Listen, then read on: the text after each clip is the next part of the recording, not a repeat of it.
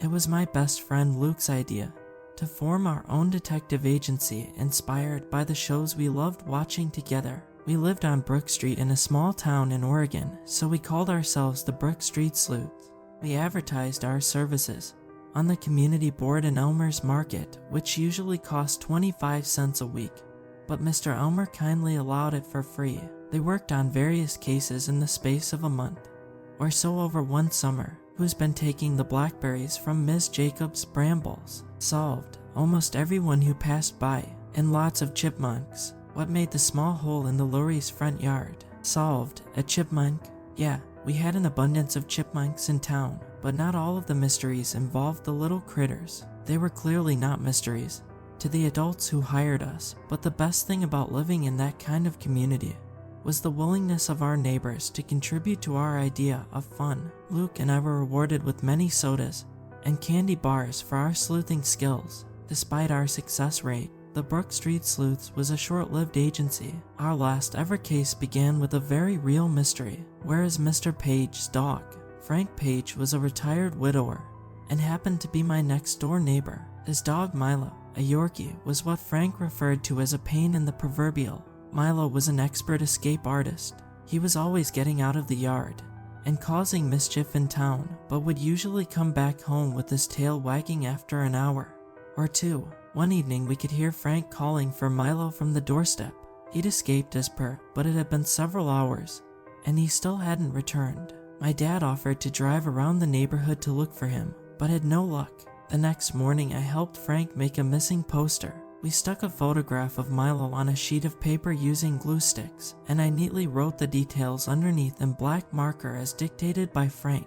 Then we went to Elmer's Market to use the photocopier and made 10 copies. It should have cost $1, but Mr. Elmer said there was no charge and wished us luck in finding him. Frank bought me a cola as a thank you. "You're a good kid, Ricky," he said, patting my back.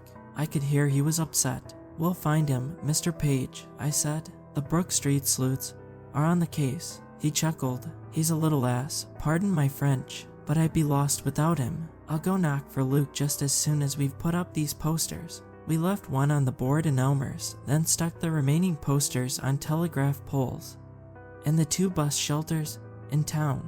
I asked Frank if I could keep hold of the original photograph of Milo.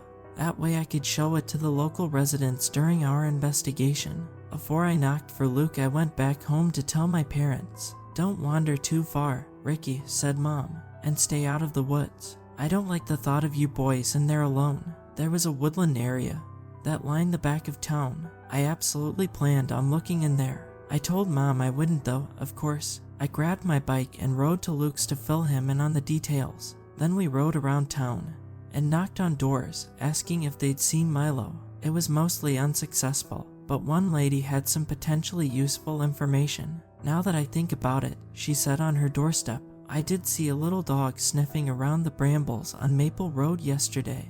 Yes, I'm almost certain that's the dog I saw." "Thank you, ma'am," said Luke. We discussed it as we retrieved our bikes from the end of the driveway. "There are 2 houses on Maple Road with brambles in the yard," he said. "Miss Jacobs," I said, "and the Deans." Why did it have to be the Deans? The Dean family were not known for their warm community spirit, especially the oldest son, Tommy. He was a senior and notorious troublemaker who had caused Luke and I a lot of grief. The family also had a much bigger, meaner dog that would probably treat Milo as a snack. "We'll go to Ms. Jacobs' house first," said Luke. "If we're lucky, we won't have to go to the Deans at all." It was a short ride to Maple Road. We left our bikes on the sidewalk and knocked on Ms. Jacobs' door. "Well," she said warmly, "if it isn't the Brook Street Sleuths." "Hello, Ms. Jacobs," we said in unison. "What can I do for you boys?" "We're looking for my neighbor Mr. Page's dog," I said, showing her the photo. "He went missing yesterday afternoon."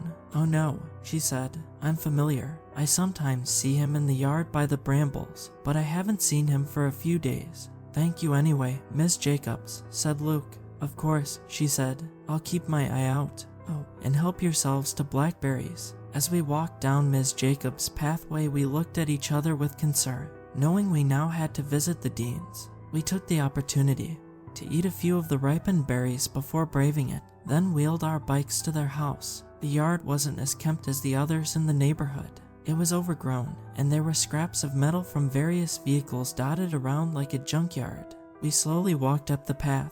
As soon as we knocked on the door, there came loud barking from inside that made us jump, followed by shouting. The door flew open, and Mr. Dean was standing there holding back their monster of a dog by the collar, which was barking at us like crazy. "Shut the hell up," he yelled down at it. It quieted down but growled under its breath. "What do you want?" "Hello, sir," I stuttered. "We're asking around to see if anyone has seen my neighbor's dog. I took out the photo. He went missing yesterday, and what makes you think I had anything to do with it?" He snapped. "It's not like that, sir," said Luke. "We're just asking if you've seen him, that's all. He sometimes wanders around the neighborhood." "Who do you think you are?" He laughed. "Columbo or something." Luke and I turned to each other like it had been a bad idea. "We're sorry to have bothered you, sir," I said, turning to leave. "Believe me," he said, "if that rat had been anywhere near here, Kane would have sorted it out." The dog started barking again, and we hurried back down the path. "I don't want to see you boys on my property again," he yelled after us. "I won't hold him back next time." He laughed loudly as we quickly rode away, my heart beating hard. We stopped around the corner to catch our breath. Then we started to laugh uncomfortably. "God, I hate that family," said Luke. We heard the roar of an engine, and a rust bucket of a car came hurtling around the corner, its tires screeching on the road. It was Tommy Dean behind the wheel. When he noticed Luke and I, he gave us the finger and sped away out of sight. "So suspicious," I said, "but maybe too obvious." Luke shrugged. "They're mean, but I think we need to investigate more first." When it felt like we'd exhausted all avenues in town, I suggested we look in the woods. Luke was apprehensive, as, like me, he was forbidden from the woods without an adult, but it seemed logical that a dog would be drawn to the woods, especially with all the chipmunks to chase. "If we do find Milo there," I said, "we'll just pretend we found him someplace. That won't get us in trouble." We looked around for an hour or so, shouting Milo's name from time to time.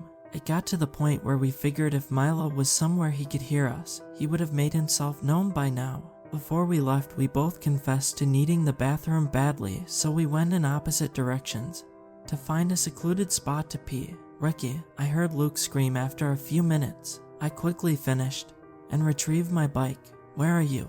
I yelled, my nerves on edge. "Over here." I saw him standing in a small clearing and rushed over. "What is it?" I asked, out of breath.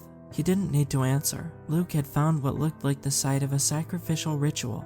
There were strange symbols drawn onto several tree trunks, and what appeared to be blood. In the center was a slab of stone with a chalk drawing of 3 triangles, all pointing the same way, but overlapping each other. In the center of that was a severed animal paw.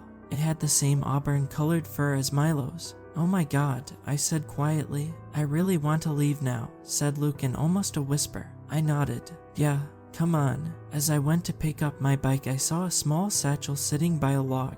I walked over to it, Luke spotting it too. "Leave it, Ricky," he said. "It's evidence," I said, about to pick it up, but then I remembered not to contaminate it. I used a stick to lift the flap open and peeked inside. There was a pack of cigarettes and some school textbooks, senior biology and math. "Student," I said. I found a large leaf and used it to cover my fingertips, opening the first page of the biology book.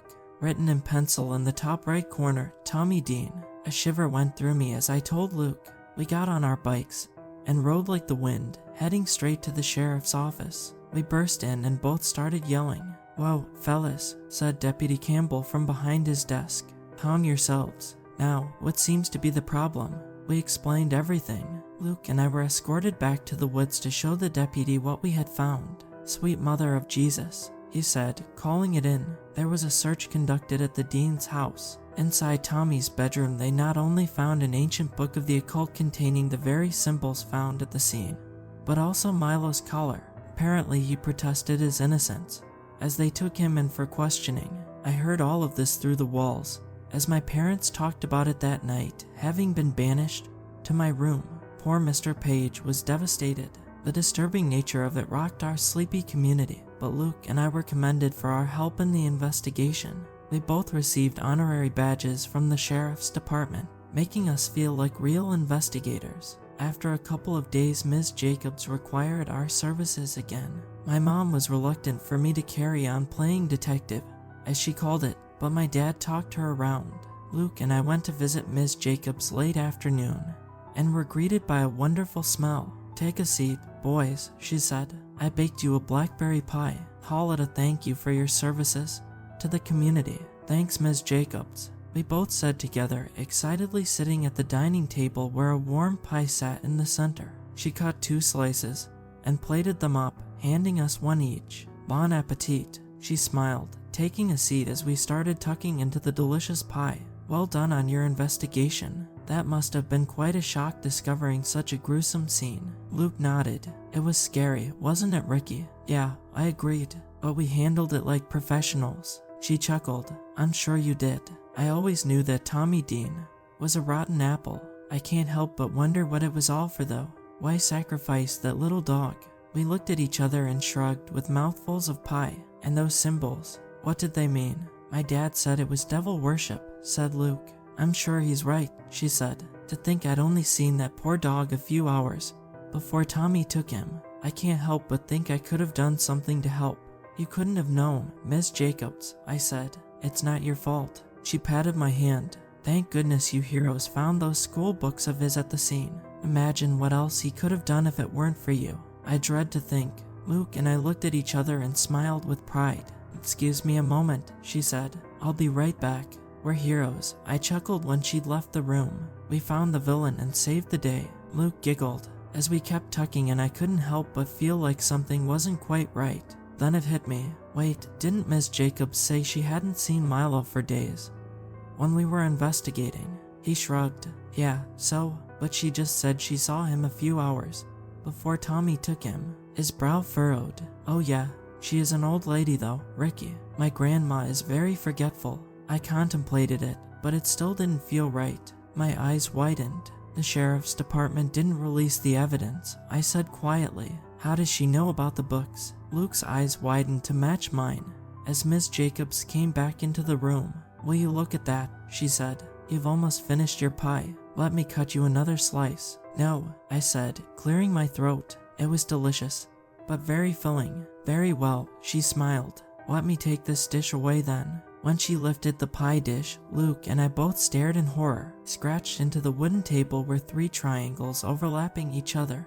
"Oh yes," she said. "There was a mystery for you to solve. A mystery ingredient. I wonder if you've got the detective skills to work it out." Luke looked at me like he was about to cry, and I felt exactly the same. He coughed a little and put his fingers to his mouth, pulling something out. "What is it, Luke?" she asked. He covered his mouth like he was about to puke. "Here, clue number 1, she said. "And you, Ricky." I shook my head. "We'd like to leave now, Miss Jacobs." "Nonsense," she said. She took my plate away and put the pie dish in front of me. "Go on, have a look." I looked at Luke, who was clearly terrified. My hands were shaking as I picked up the fork and pulled pieces of pastry away. As I searched through the thick, dark purple filling, my fork made a clink sound. I picked it out with my fingers and could instantly feel what it was, a long canine tooth. I threw it across the table and pushed myself back, grabbing Luke's arm. As we made a run for the door, it slammed shut, and the light that had been coming through the windows dimmed.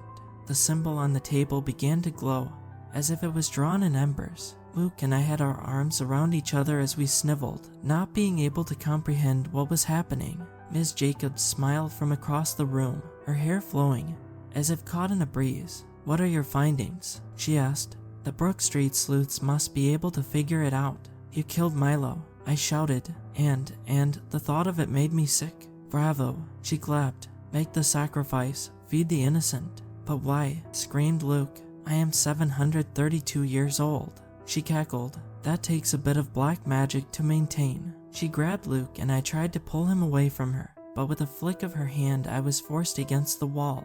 She threw him down onto the symbol, and he screamed out as smoke began to rise around him. "It burns," he screamed in pain. "Leave him alone," I cried. She turned to me. The features that made her Ms. Jacobs faded, revealing something ancient and decayed. Loose skin hung from visible bones, empty eye sockets, wispy strands of hair, teeth surrounded by split leathery gums. "You next, Ricky," she yelled, deep and demonic. Her mouth opened wide, and she took Luke's whole head inside. His arms and legs began to kick about as I could hear his muffled groans coming from inside her. There were snapping sounds as parts of her dislocated like a snake to swallow him whole. Before long his shoulders could no longer be seen. She made greedy, guttural noises as she forced his body down her throat. I was paralyzed against the wall, forced to watch as my best friend was eaten alive. I could feel my mind snapping like her ancient bones. Luke's legs were still kicking as she reached his knees, and her long bony fingers gripped around his ankles to push the last bit of him inside.